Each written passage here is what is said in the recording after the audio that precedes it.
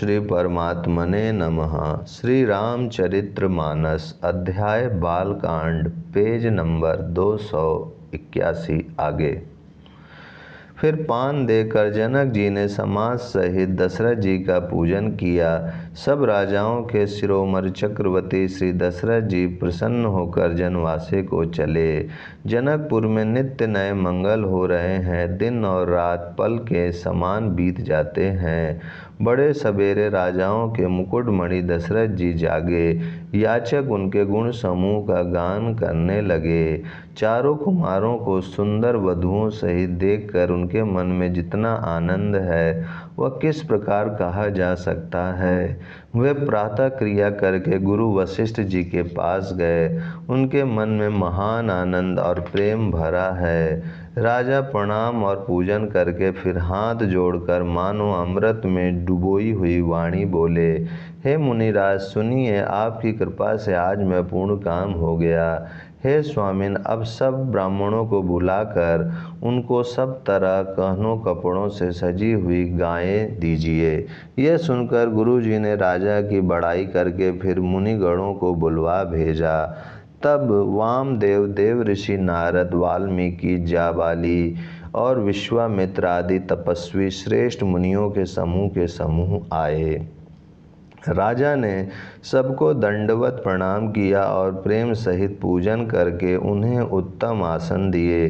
4 लाख उत्तम गायें मंगवाईं जो कामधेनु के समान अच्छे स्वभाव वाली और सुहावनी थीं।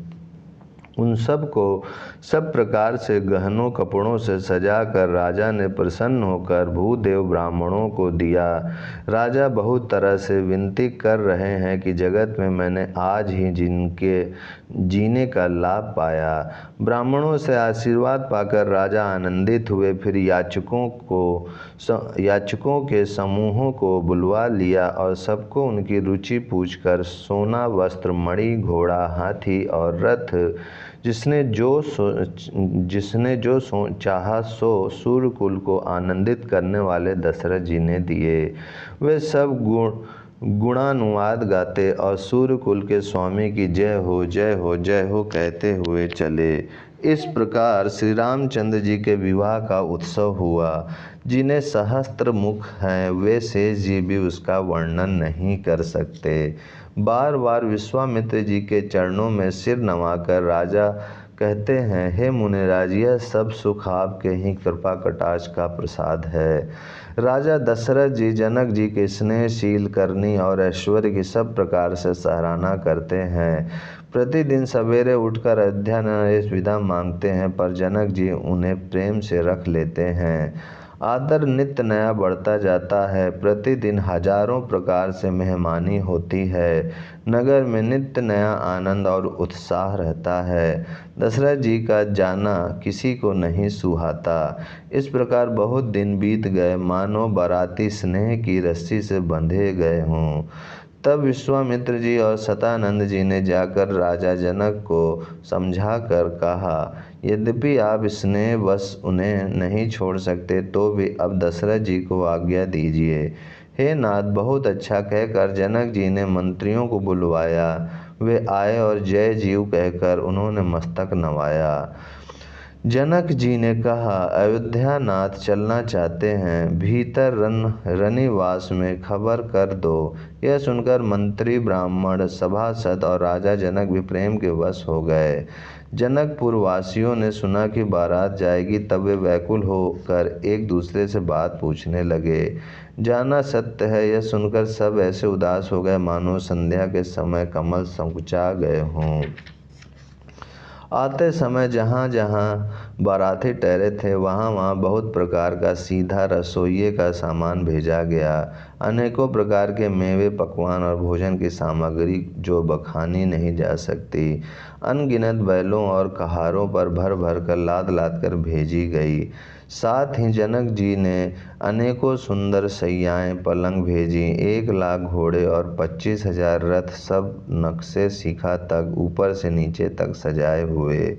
10,000 सजे हुए मतवाले हाथी, जिन्हें देखकर दिशाओं के हाथी भी लजा जाते हैं। गाड़ियों में भर भर कर सोना, वस्त्र और रत्न, जवाहिरात और भैंस, गाय तथा और भी नाना प्रकार की चीज़ें दी। इस प्रकार जनक जी ने फिर से अपरिमित दहेज दिया, जो कहा नहीं जा सकता, और जिसे देखकर लोकपालों के लोगों की संपदा भी थोड़ी जान पड़ती थी। इस प्रकार सब सामान सजाकर राजा जनक ने अयोध्यापुरी को भेज दिया। बारात चलेगी यह सुनते ही सब रानियां ऐसी विकल हो गई मानो थोड़े जल में मछलियां छटपटा रही हों।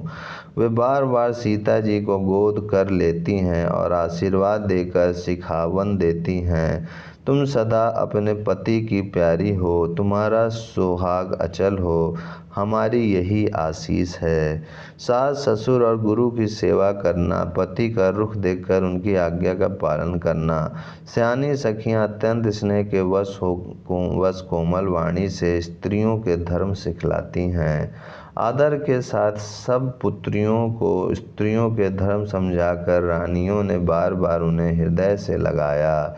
माताएं फिर भेंटती और कहती हैं कि ब्रह्मा ने स्त्री जाति को क्यों रचा।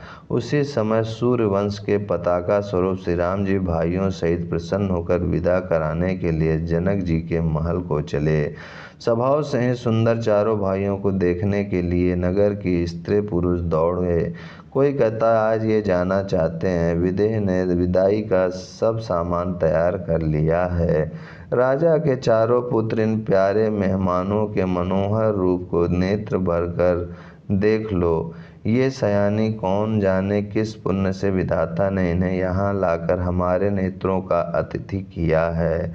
मरने वाला जिस तरह अमृत पा जाए, जन्म का भूखा कल्पवृक्ष पा जाए, और नरक में रहने वाला या नरक के योग्य जीव जैसे भगवान के परम पद को प्राप्त हो जाए, हमारे लिए इनके दर्शन वैसे ही हैं।